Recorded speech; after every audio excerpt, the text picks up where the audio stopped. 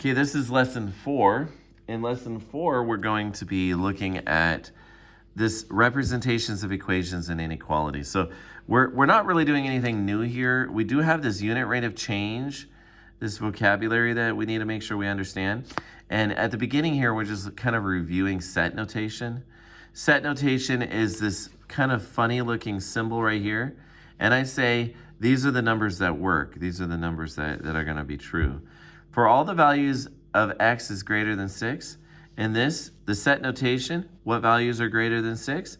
Well, 7 through 15 are. So you do set notation 7, then comma 8, comma 9, comma 10, comma 11, comma 12, comma 13, comma 14, comma 15. This is kind of a boring little response here, but this is what you have to do. Now down here, let's go ahead and look at one of these other ones, like this one right here. We can go ahead and simplify this expression, this inequality, by combining terms or by applying the distributive property. There's more than one way to do it. I can go ahead and let's go ahead and just use the distributive property. 2x plus 4 minus 4.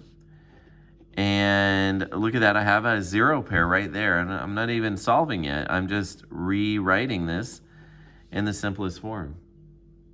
Okay? And then I can go ahead and divide both sides by 2. Now, remember the inequality, the inequality, you don't reverse it unless that divisor or multiplier is negative. In this case, it was not. Okay. So now I have my solution there, and that's going to be a little easier. Now, if we wanted to, we can rewrite this backwards. So 3 is less than x, which means x must be greater than 3. Now my set notation is going to include anything greater than 3, like 4 or 5 or 6 or 7 or 8 or 9 or 10 or 11 or 12, comma, or 13, comma, 14, comma, 15. Close the set notation, just like that. Okay. That was on page 403. Now we're looking at 404, and here we have a concession stand at a local swimming pool sells small and large glasses of freshly squeezed lemonade. This weekend, they made more than $250 selling glasses of lemonade. The large glass of lemonade sells for $4 for each one. And I don't know how many they sold because they just said how much they made. So we have to identify what are the things in this situation that are changing. So number of large glasses changes, number of large glasses. Okay, that changes. And the total amount that they potentially make, total amount made, changes. Okay. Now I want to think about this. It says write an inequality to show the relationship between the amount they made. We don't know how much they made for sure, but we know that it was more than 250. Was it equal to 250? Not at all. It was more than 250. So we're not going to use the equal to sign, just the greater than 250. And we have in this situation a couple things that don't change. The amount for each large lemonade glass, the amount for each one is $4. That's not going to change. And the fact that they made $65 from the small lemonades, that's not going to change. Now, if I wanted to, I can go ahead and describe the number of large glasses. Well, let's call that G. I know that they're making $4 for each one. There is an inequality that represents the situation. $4 for every large glass plus the $65 they made for the smaller glasses. It must be greater than 250. Okay, so that's my inequality. Now I'm going to go ahead and determine what the number of glasses must be. So I subtract 65 from both sides. That's the subtraction property of inequality. Same property that we used when we were doing equations, right? And then I'm going to divide both sides by 4. And what is that? I end up getting 46 and a quarter. Is 46 and 25 hundredths. That's the solution to that inequality. I now want to graph that solution on a number line. Let's go ahead and put it here. It's an open circle because it's not equal to that. I know that it's going to be more, so it's going to be, it's going to be more than that. Can it be 47? Yeah, it can definitely be 47 or 48 or 49. This whole business of being in between, we don't really sell glasses of lemonade that way. We sell them by the glass, not by the quarter of a glass, like in this case. So I can't say 46 and a half and that works. That doesn't make sense. In real world situations, you have to consider what the solution might mean. So in this case, the solution doesn't make sense at 46 and 2500ths. The actual solution to the inequality is going to be 47 or more, right? 47 or more glasses must have been sold. So that's going to be the main difference. All right, so negative rate of change. Here we're talking about an unknown region on our planet, which is submersible sea submarines. So suppose a submarine starts at a dive at the sea level and descends 480 feet for every minute. So in this scenario, we have two things that are happening. We are trying to find out what are the things that are changing. So what are the things that are changing here? You might recognize that there is time. So time is moving on. Time is in minutes. And distance. And distance is in feet. Okay, we have two variables, time and distance. The total distance, specifically, the time that the submarine was in descending, and distance, the total distance from sea level, okay? Now we can go ahead and define variables. So we're gonna go ahead and we'll let T be time in minutes, and let D be total distance in feet.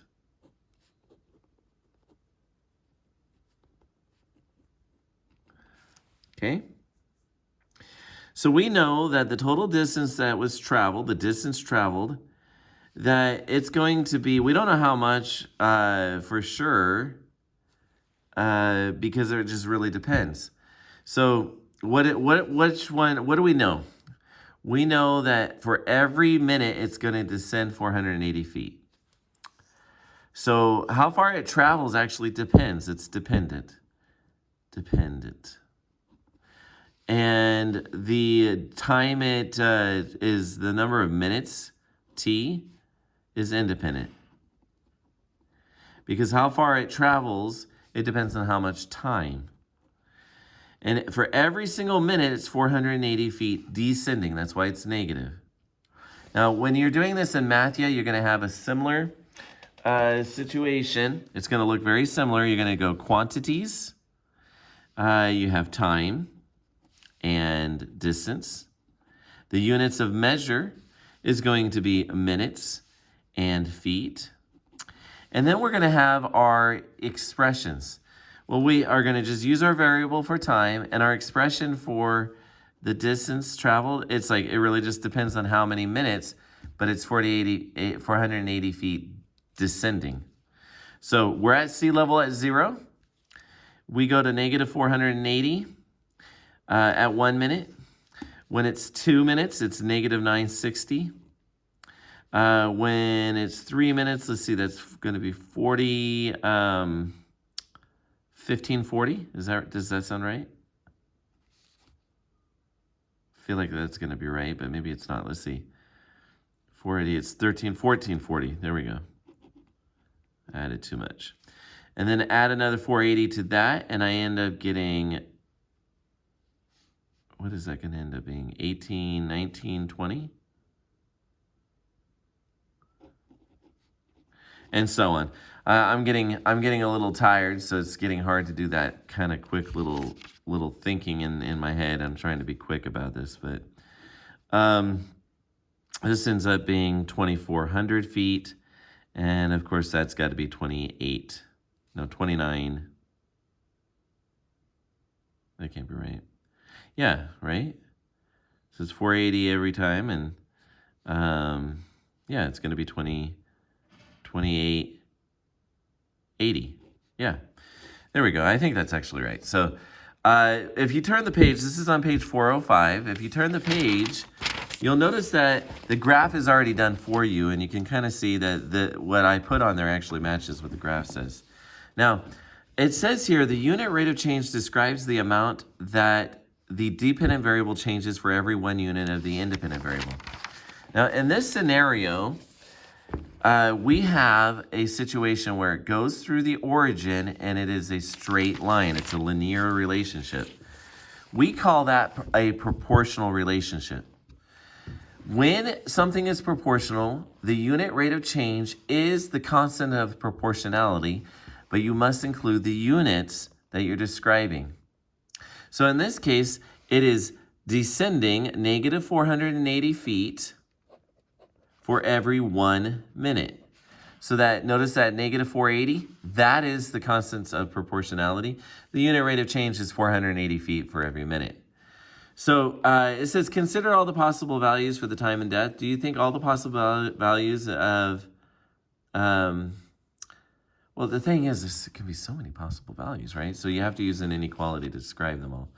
What do you think are all the possible values for the depth in terms of the situation? So if we think about the depth, it can be all values of, we use D, right, and T.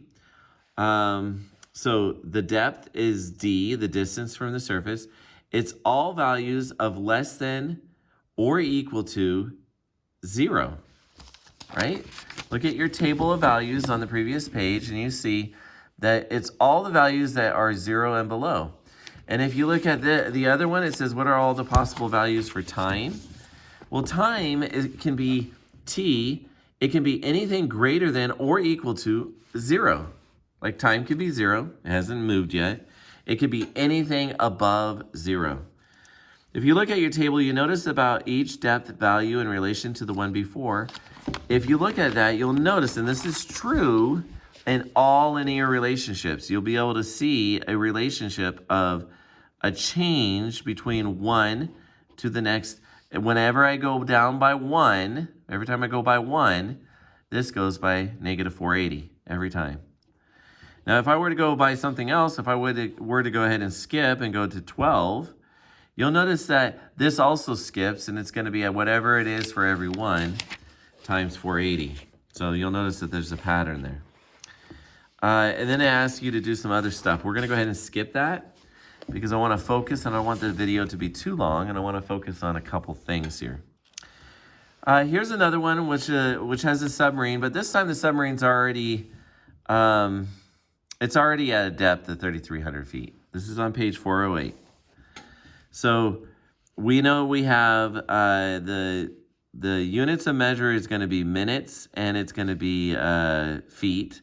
It's going to be quantities is time, and it's going to be distance. So it's just like the previous one, but this time the submarine's at negative 3,300 feet to begin with, and the number, so time, but it also ascends faster than it was descending. Do you see that?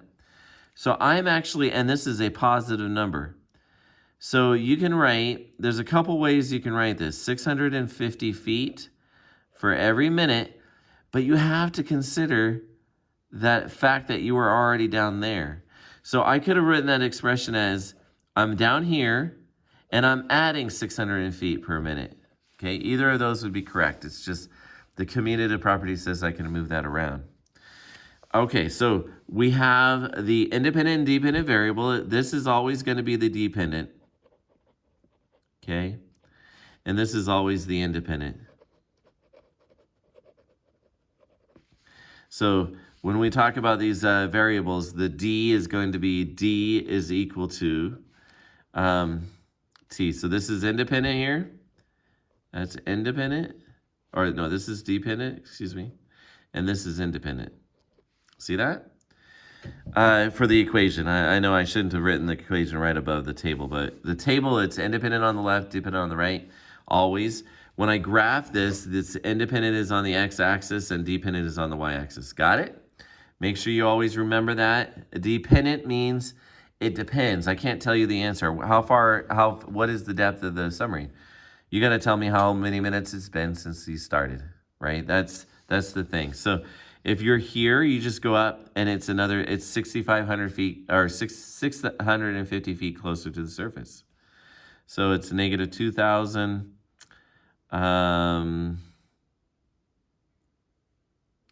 650, is that right? And so on. And you just go, let's see, 50 is 700. Wait, is it? Oh my. 650 every time. So 350. Yeah. I believe that's right. Add 650 to that, and I get, yeah, sure enough. And then this is negative 2,000. And so on until you keep going. So why does the table end at 5 minutes to this problem? Well, I don't know why it ends at 5 minutes. I mean, what do you think? 1350? Negative, ooh, look at that. That's negative 650. Negative 700, right? And this is going to be at negative 50. Well, in this particular problem, it wouldn't make sense to go any further than that, right? What's going to happen sometime after 5 minutes, but well before you get to 6 minutes? Well, you're going to have breached the surface, right?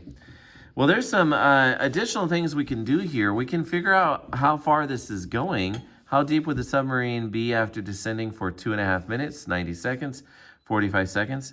What we have to do is we have to consider that this is 3/4 of a minute. And you can just plug that in for minutes. This is going to be 2.5 minutes. This is 1.5 minutes, right? 90 seconds. Yeah. And down here, look, if you look down here, it says how many minutes would it take for the submarine? I'll just do one of these. If I wanted to know how many feet, how long it would take to get to 2,100 feet. Now, notice my table doesn't have 2,100 feet. So I know, but I can tell you that I know that's between 1 and 2 minutes. Okay? Well, what I can do is I can take my equation, which was D is equal to negative 3,300 plus 650T, and I can substitute 2,100 feet in here.